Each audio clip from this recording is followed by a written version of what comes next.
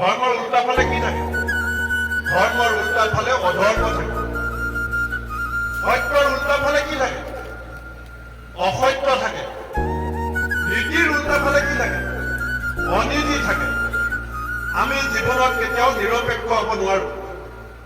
নিৰপেক্ষ কাপুৰুষৰ কাম। যিজন আচল মানুহ তেওঁ দুটা পক্ষ, হয় সত্য নহয় অসত্য, হয় ধৰ্মৰ ফালে নহয় অধৰ্মৰ ফালে, হয় নীতিৰ ফালে নহয় অনীতিৰ ফালে। মই বন্ধুসকল বেছি কথা নকওঁ, মই এটাই অনুৰোধ কৰিম যে এয়া ধৰ্মসভা আৰু অসমতো ভাৰতবৰ্ষতো এখন ধৰ্মযুদ্ধ আৰম্ভ হৈছে।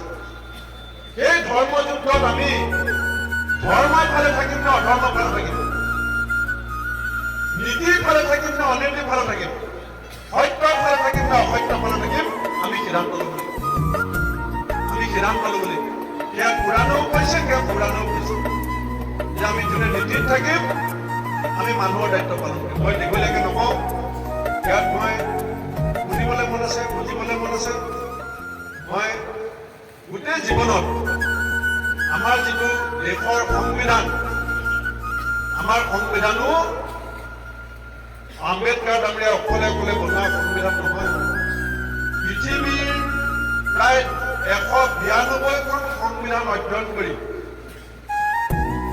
এই সংবিধান বনোৱা হৈছে। দেশৰ সংবিধান বনোৱাত গান্ধীজীৰ যিমান পৰামৰ্শ আছে, সুভাষ চন্দ্ৰ বসুৰ যিমান পৰামৰ্শ আছে, চৰ্দাৰ বল্লভভাই পেটেলৰ যিমান পৰামৰ্শ আছে, মৌলানা আবুল কালাম আজাদৰো যিমান পৰামৰ্শ আছে। অসমৰ মাটি অসমীয়া ভাষা ৰক্ষা কৰিবৰ কাৰণে, অসমৰ মাটিত অসমীয়া ভাষা ৰক্ষা কৰিবৰ কাৰণে অনিল বৰাও শ্বহীদ হৈছিলে, মুজামিল হকো শ্বহীদ হৈছিলে। লাচিত বৰফুকনৰ লগত ফেৰেঙা জানত ব্ৰহ্মপুত্ৰৰ মাজত ইছমাইল ছিদ্দিকেও অসমৰ চাৰিসীমা ৰক্ষা কৰিবৰ কাৰণে যুদ্ধ কৰিছিল। আমাৰ এই কৌটিকলীয়া সম্প্ৰীতি আৰু ভাতৃত্ববোধ আমি সকলোৱে মিলি আমি বচাব লাগিব। অকল আপোনাৰ মোৰ স্বাৰ্থত নহয়, আমাৰ ল'ৰা ছোৱালী নাতি পুতিৰ স্বাৰ্থত। মই আশা কৰিম যে ধৰ্মসভাত আমাৰ ধৰ্মীয় এইটো মই বিশ্বাস কৰোঁ যে চাবোন দি পেলাই আপুনি গা চাফা কৰিব পাৰিব, চেম্পু দি পেলাই চুলি চাফা কৰিব পাৰিব, কাপোৰ দি পেলাই চাৰ্ফ দি পেলাই কাপোৰ চাফা কৰিব পাৰিব। কিন্তু আপোনাৰ আত্মা, আপোনাৰ মন চাফা কৰিবলৈ হ'লে আপোনাৰ গুৰু লাগিব।